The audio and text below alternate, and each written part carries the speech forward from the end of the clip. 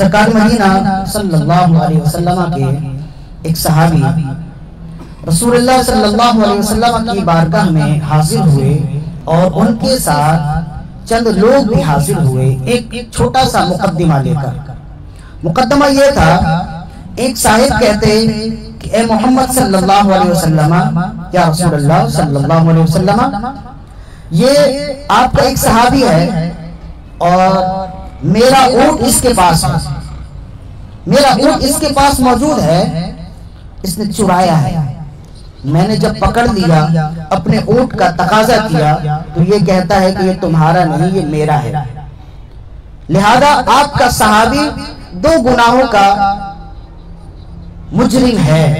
एक तो ये झूठ बोलता है अल-अयाज़ बिल्लाह, दूसरा इसने चोरी की है।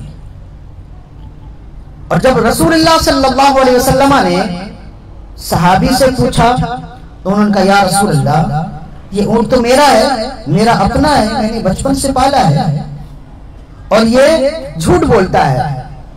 लिहाजा अब काजी के लिए तो यही शर्त है ना कि दोनों जानिब के दलाइल सुने और फिर फैसले करे। हमारे जमाने के जो काजी होते हैं, जिस जानिब से भारी रकम मिले उसी के लिए फैसला हो जाता है ना, तो ऐसा दरबारी रिसालत में नहीं होता था। दरबारी रिसालत में चाहे अपना हो चाहे गैर हो, हर दो के लिए कानून एक ही था कि फैसले अगर होंगे तो आजादाना फैसले होंगे, गैर जानिबदाराना फैसले होंगे, जानिबदाराना फैसले नहीं। जो दावेदार थे, जो मुद्दई थे, वो यहूदी थे। उन्होंने कहा कि मोहम्मद सल्लल्लाहु अलैहि वसल्लम, आपका काम इंसाफ करना है, आपका पैगाम इंसाफ देना है, लिहाजा आज हम इसी पैगाम के तहत, आपकी आवाज के तहत हम आपके दरबार में आए हैं और इंसाफ की उम्मीद लेकर आए हैं। लिहाजा मेरा ऊंट मेरे हवाले किया जाए, मेरा माल मेरे हवाले किया जाए और एक ऊंट के चुराने की जो सजा आपकी अपनी शरीयत में मुतय्यन है, मुकर्रर है, वो सजा आप इन्हें दें, ताकि मालूम हो जाए, सारी दुनिया के लोगों को मालूम हो जाए, क़यामत तक के लिए मालूम हो जाए कि मोहम्मद रसूलुल्लाह सल्लल्लाहु अलैहि वसल्लम का फैसला अपने लिए भी वही होता है, दूसरों के लिए भी वही होता है। वो जो सहाबी थे वो इनकार करते हैं और इधर से यहूदी ये इकरार करते हैं। तो अब जब दोनों जानिब से इस तरह के फैसले हों तो फैसला फिर गवाहों पर होता है। तो रसूलुल्लाह सल्लल्लाहु अलैहि वसल्लम उनसे पूछा, सहाबी से पूछा, आपके पास कोई गवाह है जो इस बात की गवाही दे कि ये ऊंट आपका है? उन्होंने अर्ज़ किया, या रसूलल्लाह, फिर वक्त मेरे पास कोई गवाह नहीं है, मेरे पास कोई गवाह नहीं। और जब उस यहूदी से पूछा, उसने कहा एक गवाह नहीं, मेरे पास तो कई गवाह मौजूद हैं।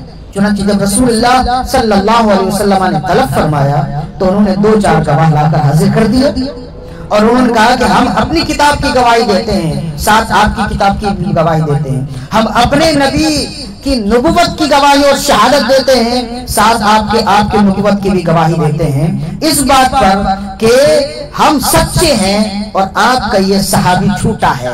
और सहाबी रसूल, इनके पास कोई गवाह नहीं था, बज़ाहिर आप मुजरिम हो गए, असल में नहीं, बज़ाहिर आप मुजरिम हो गए। उनकी नजर में करीब था कि रसूलुल्लाह सल्लल्लाहु अलैहि वसल्लम सहाबी के खिलाफ और यहूदी के हक में फैसला कर देते। एक अजीब सा शाहिद, एक अजीब सा गवाह सामने आ गया।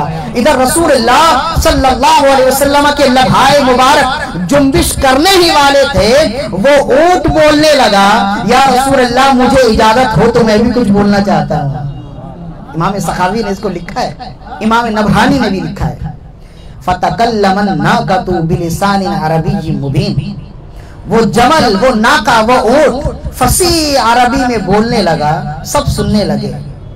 तो अब उस ऊंट ने कहा कि या रसूलुल्लाह सल्लल्लाहु अलैहि वसल्लम, सारी दुनिया आप पर कुर्बान हो जाए, ये सच्चा है, सुथरा है, जैसे आब जमजम पाकीज़ा है वैसे ही सहाबी के अमाल पाकीज़ा है।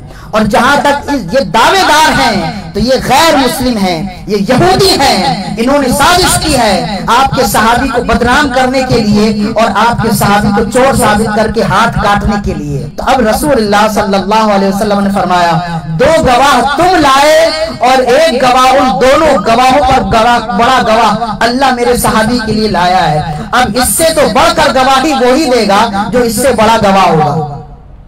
तुम्हारे पास अगर इससे बढ़कर कोई गवाह है तो तुम लाओ, वरना फैसला सहाबी के हक में होगा। लिहाजा उनके पास तो कोई गवाह था नहीं, इसके मुकाबले में कौन गवाह लाता। अब रसूलुल्लाह सल्लल्लाहु अलैहि वसल्लम ने फैसला किया, और फैसला ये किया कि झूठा इल्जाम लगाने की वजह से यहूदियों को कोड़े लगाए जाएंगे। और तमाम सहाबा किराम की मौजूदगी में रसूलुल्लाह सल्लल्लाहु अलैहि वसल्लम ने बनफ्स नफीस उस सहाबी की नेक नामी बयान की और फरमाया, ये मेरा वो सहाबी है जिसकी पाकीज़गी की गवाही रब्बुल अर्श पर देता है, और वो अपने हुक्म से जानवरों को गोयाई देता है कि जानवर गवाही दे कि मेरा सहाबी जन्नती है।